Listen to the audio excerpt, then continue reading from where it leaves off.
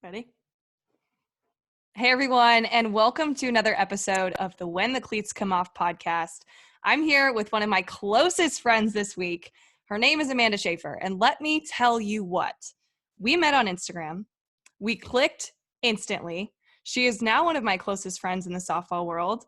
She pitched at Concordia University from 2010 to 2014, which means she's slightly older than me. Yep, I'm pulling that card, Amanda.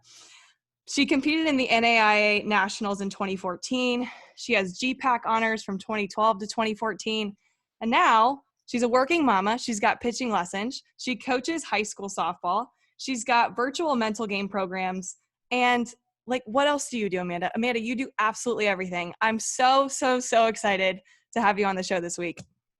I'm super pumped to be here. This has been a long time coming. I'm so excited to be on, and I cannot wait to talk to these parents and players. We're going to have a blast. This is literally going to just be we used to have weekly phone calls. So this will just be an extension of our weekly phone calls. Yeah. I love that. So if you don't mind sharing with the audience a little bit about your story and your journey that has led you to be exactly where you are right now. Yeah, sounds great. Well, a lot of people call me Coach AB, and a lot of that is from my former softball nickname. So in the softball world, if you guys follow, I run Fearless Fastpitch. And for the past 8 years, I have been giving pitching lessons. I actually used to umpire. So if you want to throw that hat in the ring, I have literally done everything. I love staying involved in the game. And for the past 2 years, I have gone head deep into researching mental game, performance, mental skills, all things mental game, and really finding that there are tools and techniques that athletes can use to increase their confidence and remove their self-doubt and just crush it and let all of their hard work actually come to fruition. So I'm super pumped to bring these programs to these girls and just see their success unfold for them. I love it. Like you are up to so many things virtually that I am thoroughly inspired by all of the things you're up to. So I want to talk about the Fearless Warrior program a little bit later. But what led you to want to do these type of programs for athletes? Sure. I think the biggest thing was a turning moment when I was coaching pitching. Pitching is hard, right? It's one of the toughest positions to play because the spotlight is always on you. The pressure is there. And a lot of pitchers don't make it past middle school. And what does it take to pitch at a higher level? And one of the things that I noticed as a pitching coach was that age in which the girls decided that pitching wasn't for them. And selfishly, I thought, man, there has to be a way that I can equip these girls with something more. What is causing them to want to hang up their cleats, right? So for me, it was more of how can I give back to these girls and finding these resources and unveiling a whole world of opportunity for these girls that Division I programs were using.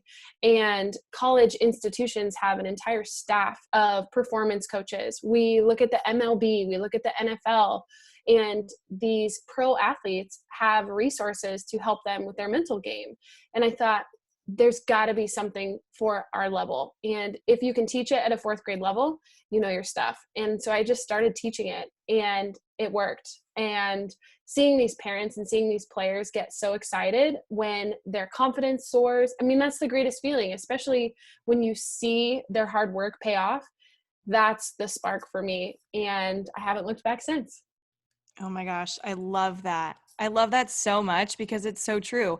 My mental game was nothing that I thought about until I had a mental skills coach, and that was in college. My sports psychologist, which I actually plan to have him on the podcast here, hopefully in October, crossing my fingers. Awesome. He changed my life because, one, I was taking a sports psychology class in college, but when I could combine that with having someone to talk to about my feelings and my thoughts and all the things that I was overwhelmed with, it helped me play with so much more ease and also confidence, like you said. So I think it is important to tackle this at an earlier age, especially now when we're in the midst of a pandemic. Have you seen mental, illness rising, at least on your behalf, or have you seen, and that's the thing, people hate calling it mental illness, but seeing maybe a little bit of depression or a little bit of lacking of self-confidence, is that something you've seen grow and at this time? And if it has, what are some things that you're doing to help those athletes? Yeah, I definitely think that there has been a rise in mental health, and even talking about the separation between mental health and mental performance, a lot overlaps. But when we're looking at these girls and what they're facing, and honestly, all athletes, there is a whole new level of anxiety and pressure because of, if you look at these girls, their games are broadcast on Game Changer. Everything is tweeted out. Commitments are being tweeted out. We're even tweeting out offers. And when you and I played, that wasn't a thing. And so we look at social media, we look at the pressure, we look at recruiting, we look at just the level of play, and the access to everything that these girls have. One of the things that we've talked a lot about, even with my team internally, is when you give a player access to everything, they have the best hitting coaches, they have the best pitching coaches, they have strength and conditioning, they have nutritionists, and now we have mental game coaches. If they have every single piece available to them and they still fail, it must mean that something is wrong with them. That is the conclusion that they draw. Mm. And in fact, the answer is just the opposite. And if we can train that and they start to realize, oh, I am not the only one that has these thoughts, and realizing you can have all the resources in the world, but if you don't have the right pieces together, no, there's nothing wrong with you. You just have to tap into the confidence, and it's there. You just have to figure out how to unleash it, which is amazing. And it's a flip of a mindset. It's reframing those negative thoughts, because everybody has those negative thoughts. When you realize what to do with them is when you find your superpower. Oh, I love that. I love that. And how do you feel phones are affecting how athletes are feeling about themselves? I know you mentioned social media and posting and things like that, but maybe what's a tip or two that parents and athletes can maybe do to help minimize the amount of anxiety that potentially phones and social media are giving them? Right. I think a separation. I think unplugging would be my first tip, and creating the awareness. I think a lot of parents aren't even aware.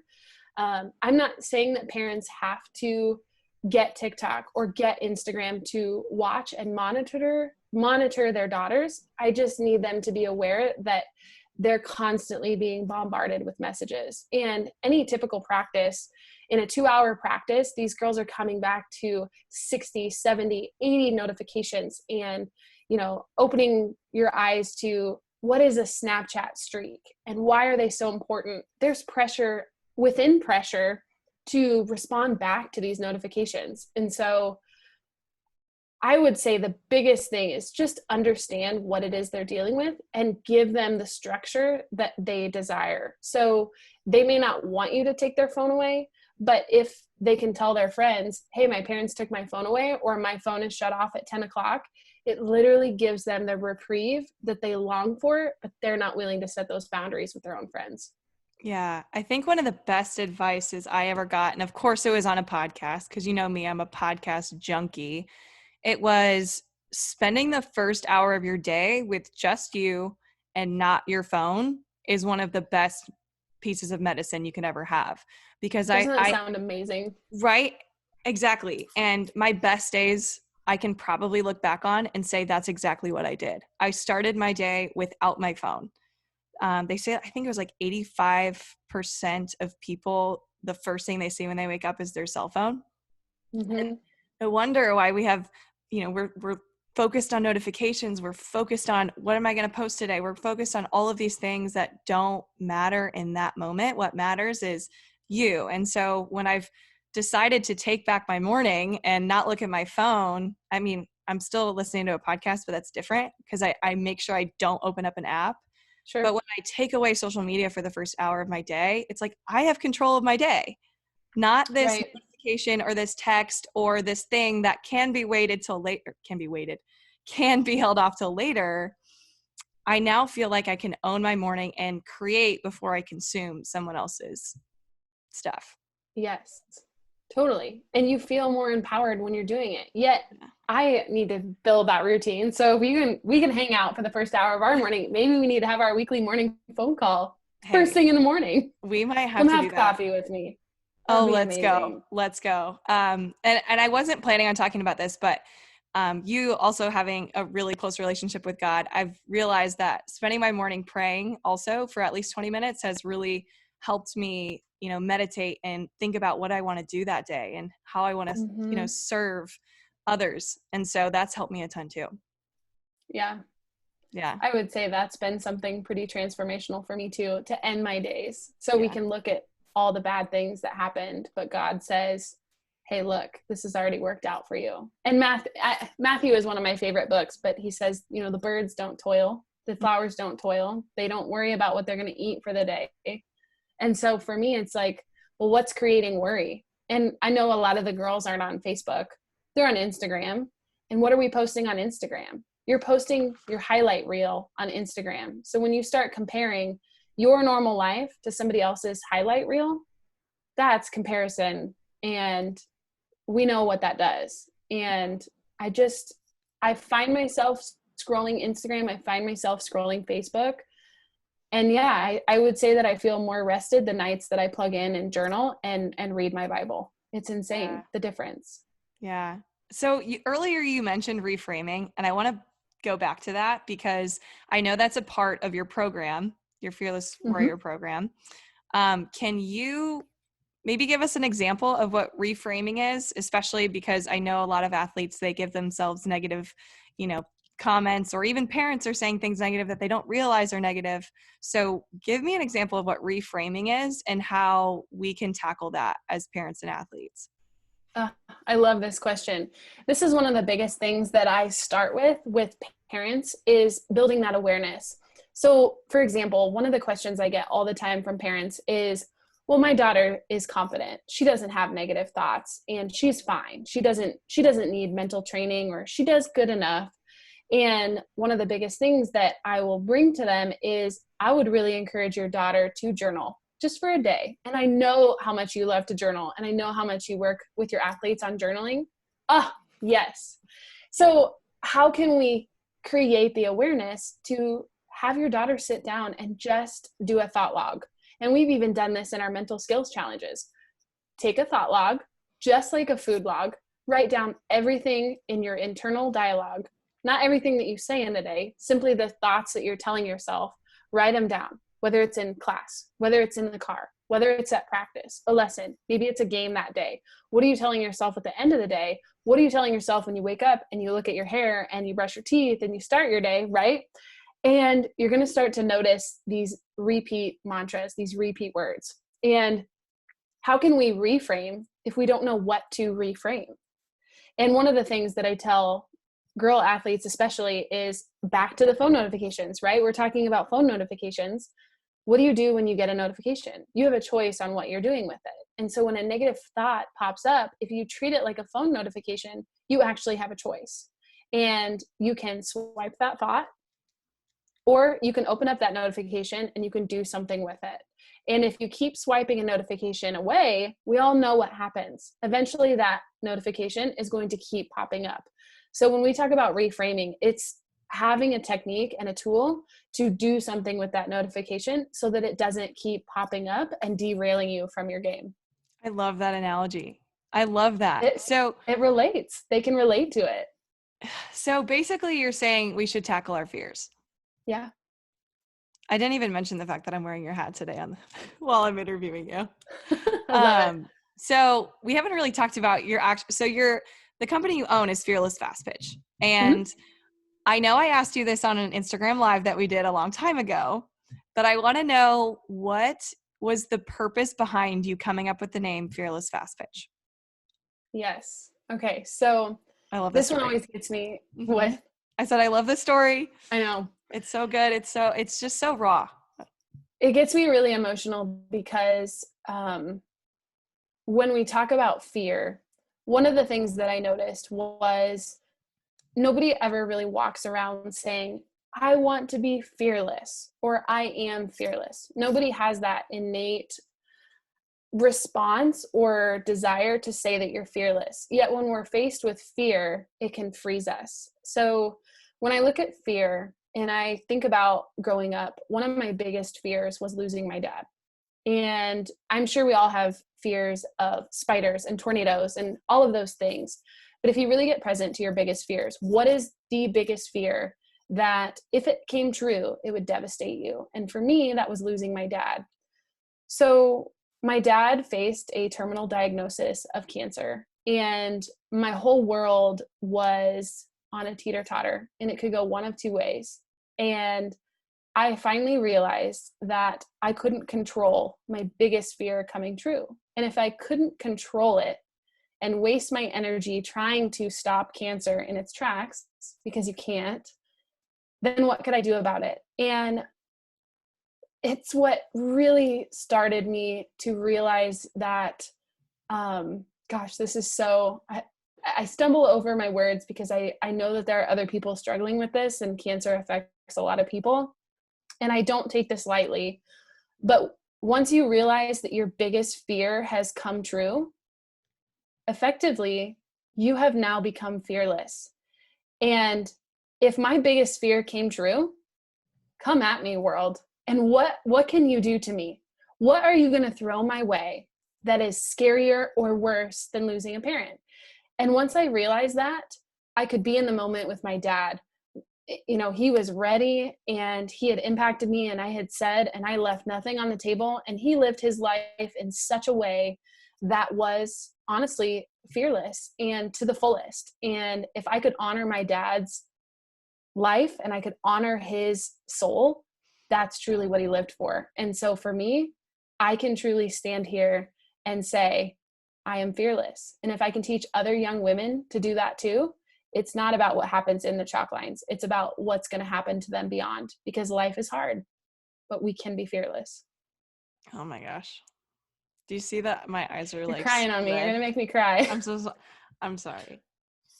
I've been told the story, and just every time you tell it, it just, I know there are people out there that have dealt with something similar to you. And, you know, some of them are younger, some of them are older, but I knew I had to ask that question to you because you have perfected how to attack that, you know, awful experience that's happened to you. But because of it, you have a company that's literally changing the lives of athletes around the country because of that.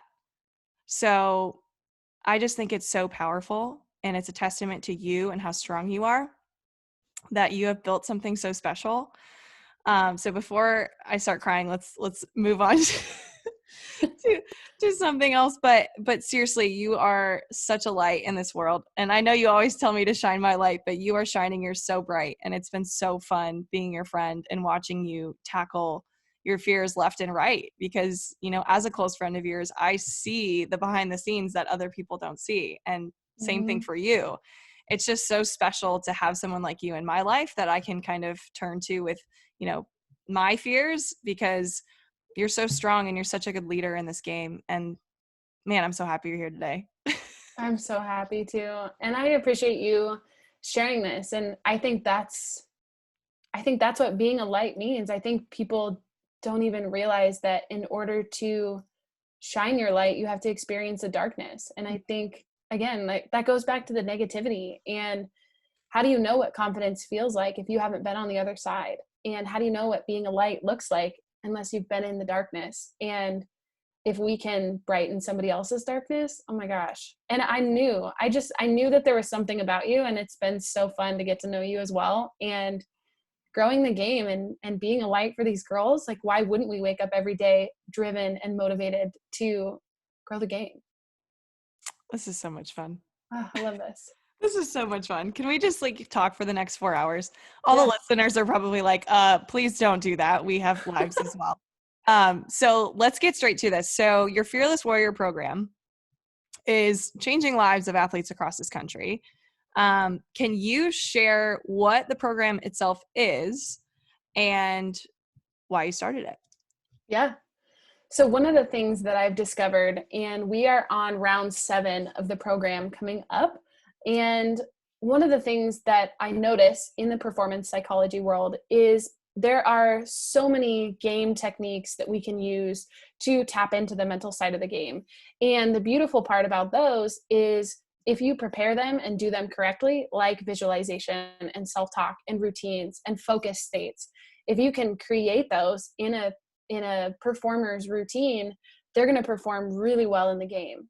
But what a lot of performance psychologists either don't have time to do or they don't know how to address it is the foundational piece. And so I've broken the program up into 3 phases. And phase 1 is called Building a Warrior.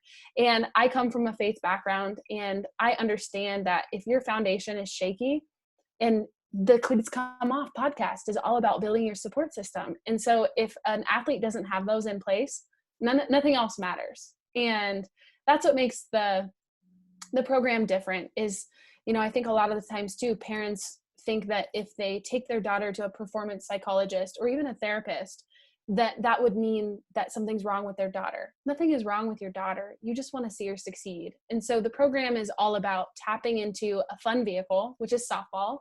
And by the way, these are life skills. And phase 1 is all about who is your daughter? What is her identity? What is her support system? And who is she as a person first?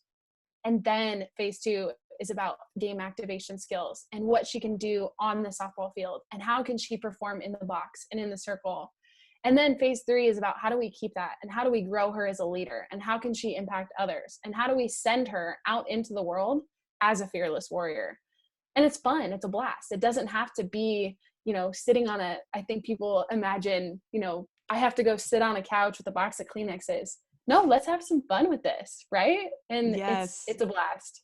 Yes. And so you've been doing, what are your challenges? You've been doing them whenever you start a new program, you always have these challenges going on. Describe to the audience what these are and how much fun these athletes are having on the internet. It's so fun to watch, and I'm excited to watch more coming up soon. Yeah. Well, I think the biggest thing is building awareness. And so if I can build awareness with parents and players together, sometimes you'll get dads that say, my daughter doesn't need this, or moms that,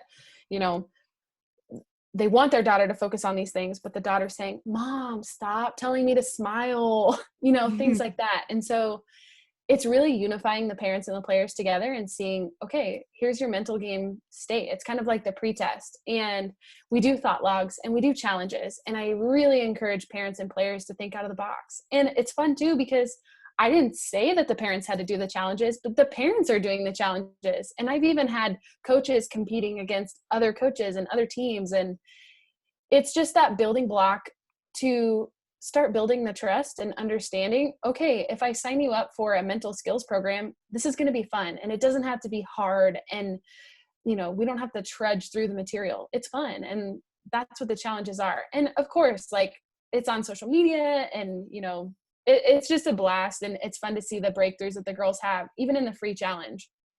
Yeah. So give us a couple of the challenges you've done so far. Oh my gosh, one of my favorite ones, and I didn't even give the girls ideas. One of my favorite ones was the thought log, and they had to find their number 1 repeating negative belief, and then they had to do something to destroy it. These girls, there was one girl that literally put hers in a blender with some water and blended it up. No way. They put it down the garbage disposal. A lot of them chose to light it on fire. And I'm like, oh my goodness, I got to email my lawyer. Right. I got to make sure that my butt's covered on this. That's amazing. Yeah, some of them would attach it to balls and hit it off the tee. And it's silly and it's fun. And it's like the phone notification, right? We're doing something with the negative thoughts. But the biggest thing is showing them that it is possible. And that little voice inside their head that's always saying, I don't know if you can do this, or who are you to do this? Literally showing them what's possible. It's a blast. That's so cool. I remember telling you earlier before we even started recording how my favorite one was when you had girls take just a piece of paper and fold it in half and stand it straight up, and they had to grab it with their mouth, I think. They had to grab it with their mouth. And I attempted this, and I told you how bad my hips are right now. I couldn't do it. And then here's me, little old me who has no flexibility anymore, struggling with one of these mental challenges. I am working to be able to do that one day. So I'm going to be one of your fearless warriors as soon as I do that. I love it. I got to come up with, I need one more challenge. I have 4 challenges picked out, and I'm trying to figure out what Friday's challenge is going to be, but there's going to be some repeat challenges. I want to bring back some of the girls' favorites, but, my husband is laughing because one of the challenges was a penny challenge. They had to stack pennies and see how many they could catch. Oh yeah. I still have pennies all over my garage. That's So hilarious. I if we do bet the penny families. challenge again, yeah, it's Hey, good. It's we have all a good. we have a coin shortage here in the US, so be careful with that. Pennies, find your pennies. Oh my gosh, that is so funny. So I'm so excited. How can people that are hopefully interested in this, hearing it, how can they find how to sign up for these, just the challenges or even for the Fearless Warrior program? How can they find you? Yeah, great question. fearlesswarriorprogram.com/challenge. And if you happen to be listening to this podcast when we're not in the middle of a fun challenge, you can go to fearlesswarriorprogram.com/waitlist. And that's my email list to get everyone informed of when challenges are, when the program enrollments happen. And we drop Dear Warriors every other Friday, and just we have fun with it. So fearlesswarriorprogram.com. And you could do challenge or a wait list. So you and I know what Dear Warriors are, but I would love the audience to know what this free, amazing resource is, because I forget. Can anybody on your email list receive them? Yes. Yeah. Okay. So Dear Warriors are letters. We actually wanted to showcase failures Mm-hmm. and make failures more known, right? And if we're talking about it, I wanted to create a platform where athletes could share their stories with other athletes and really peel back the layers and talk about their failures and talk about the gritty things that they've overcome, and really just have open and candid conversations on what they would want to tell their younger self. And they have been so good.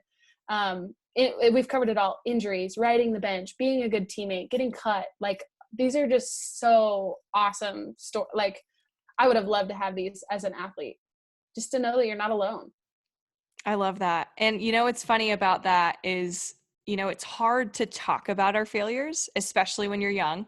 Like us, now that we're older, it's easier because we realize that when we talk about our failures, it actually eases us and actually lifts a ton of rocks off our shoulders. But encouraging it, especially for younger ages, is so important. I actually thought about this. So Sarah Blakely, she has her own multi-million-dollar company. I don't know if you've heard this, but she said that every night she got home from school, or every night that they had dinner at the dinner table, her dad would ask her, what was one thing you failed at today?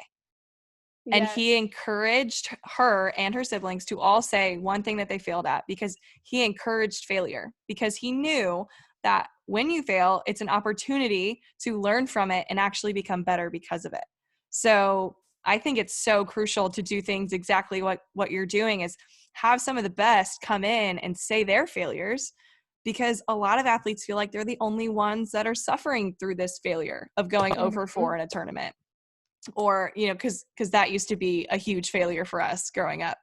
And then I go 0 for 10 or 0 for 12 in college, and I'm like, whoa, it gets worse. Yeah. So that's amazing that you do that. And so people can just do that by signing up for your email list, right? They can see it, or can they see it through your website as well? Yeah. Right now it's just a landing page, but Yeah. eventually we'll get it built out. But social media has all the links as well. Mm-hmm. What's your favorite social media platform to be on? Oh my gosh, that's a split between Facebook and Instagram. It's Mm-hmm. pretty even. My team convinced me to do a TikTok, but I let them post TikToks. We do some content on TikTok, so That's so legit. There's so many athletes on there. I mean, yeah, I think that's the most fun platform. But the yeah, one that I enjoy the most is probably just Instagram, because you can do so much. You can share stories, you can share drills, whatever. So I have fun on there. But that's awesome. So because I mentioned the 0 for 4 thing, if one of your athletes came up to you and asked you this, hey, I went 0 for 4, my coach put me down in the lineup, I'm struggling, what can I do to help build my confidence? What would you encourage that athlete to do? awesome question, and common, right? I Mm-hmm. think the biggest thing is, what are you telling yourself? And I talk about questions a lot and trying to find the lies. And fear is insidious. It likes to hide. And even if you don't feel fearful at the moment, you're not in fear of your life. You went 0 for 4, nobody's chasing you. The Grim Reaper is not coming after you. But the body doesn't know the difference. And the more that you can tell your body, I'm okay, this isn't the end of the world. Again, going back to your biggest fear coming true, get really present to your thoughts. So if an athlete is saying something like, why can't I? or I'm never going to be a good hitter, we can start to flip those. And one of the fastest way we can reframe those questions of why can't I hit, change the why can't I's to how can I? And if we can say, how can I? Now, if I flip it back to you, Ashley, as a hitting guru, what would you say? Right? And then it's less about emotions and more about tactical things that we can actually control. That's So, so good. That's so good. yeah. So, how can parents help their athletes have these conversations with themselves? Can they help lead those conversations? Should they ask their athlete if they should have those conversations? What do you think? Yeah, I think one of the biggest ways is as a leader and as a parent and even as a coach, if we can address with questions like, how did that feel? Or, hey, what's going on? Instead of, you went 0 for 4. What's going on? So it's not necessarily what we're saying, it's how we're saying it. And so if you can have a candid conversation with your athlete, really get in tune with what questions is she saying and what is she telling herself. And you can only get those out of her if you break down those walls and really just say, hey, I want to know what's going on in your head.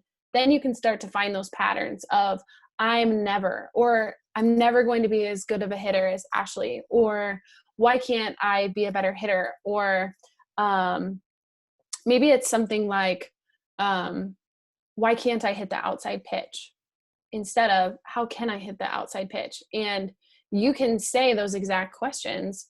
And whether it's in the car ride or at lessons, how can you hit the outside pitch? And then they become the author of their transformation. And this is a whole nother topic is, as parents, we want to fix it for our kids. And as coaches, we want to fix it for them. But I always tell my parents, do not rob them of a transformation. And they will feel so much more empowered when you ask them, how can I, or how can you? And they get to come up with a solution is going to be way more powerful and empowering for them to come up with the solution on their own.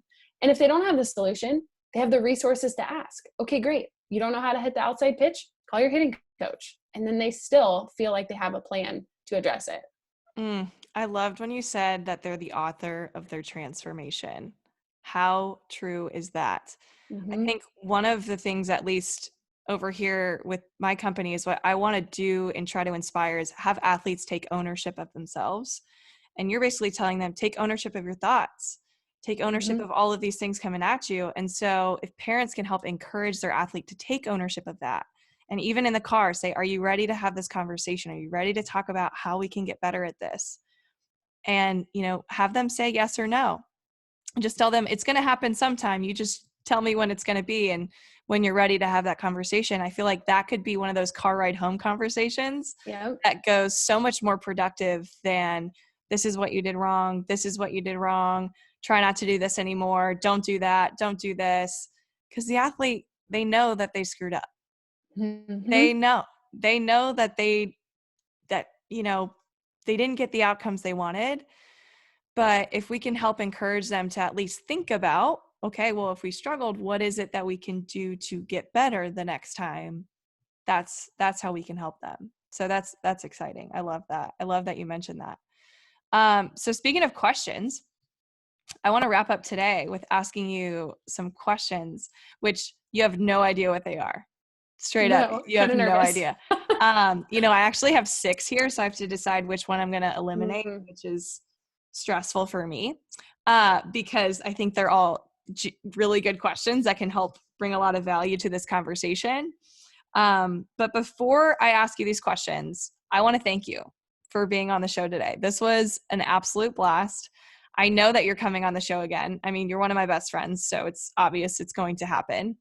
But I want to encourage those that, if they maybe think that their athlete is mentally strong or is very confident, really look at them in that light and really ask that question. Maybe they're confident now, but are you ready for when they're not? And I think Mm-hmm. a testament to your programs, you are seeing people and you're seeing athletes be transformed by the work that you're doing. And I think you're doing such an incredible job. And I'm excited to talk to your new tribe here in a little bit, but just keep doing what you're doing, because sister, you are changing the softball world, because the mental game and the mental aspect of the game is bigger than a lot of people think. So I want to thank you so much for being here and for sharing so much of your knowledge with everybody listening. My pleasure. Thank you so much for having me on. This was awesome. I can't believe we're done. That went so fast. Well, we're not done yet. I still got my questions to ask you. I'm nervous. I'm ready. Okay. So I call these 5 to thrive. So try to cut these answers down within 1 to 2 sentences or 1 to 2 words, whatever floats your boat. Just say what's on your mind and let's go from there. Got it? Okay. Question number 1. What's your favorite thing about being a coach? The athletes. Well, that was fast. Good answer. All right. What's one thing you could tell your 10-year-old self? Stop worrying so much about what you wear. That is so good because I struggled with that so hard. I still sometimes struggle with it. Oh my gosh, that is hilarious. I never thought that would be something I would want to tell myself, but dude, I probably spent hours trying to figure out outfits. That's an amazing answer. Okay. Who was your biggest role model growing up? Jenny Finch. Easily. I had a feeling because when I look at your posts on Facebook, there's a lot of Jenny Finch stuff, but I love it. I actually had a Jenny Finch windmill growing up. Yep. She's the queen. Yep. She's the queen. Great answer. What is your favorite sports quote? Oh, can you edit this? Yes, we can edit it. We can take our time. On the spot. I know. Favorite sports quote. Oh man. Yogiism. It's got to be a yogiism. The game is 90% mental. Heck yes. Actually, because I have Mind Gym right here, I think the whole book starts with a Yogi Berra quote, and I'm literally on the spot bringing this out right now. 90% of the game is half mental is the first quote. There you go. Mind Gym. There it is. Good one. Snaps. Okay. All right. Which question do I end with? I'm going to ask both. I'm changing the rules. What does having a mental edge mean to you? Knowing that you have control of your thoughts and not over you. I love that. Okay, final question. How do you want your athletes to remember you? A God-fearing woman that wasn't afraid to be corny.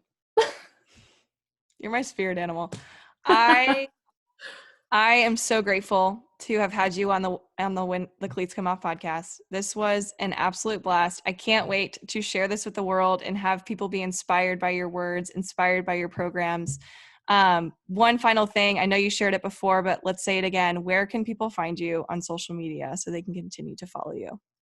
Yeah, all of the handles are Fearless Fastpitch and follow the journey. I love you, girl. Thank you so much for being on today. This was an absolute blast. I loved it. Thank you so much for having me. You're so welcome.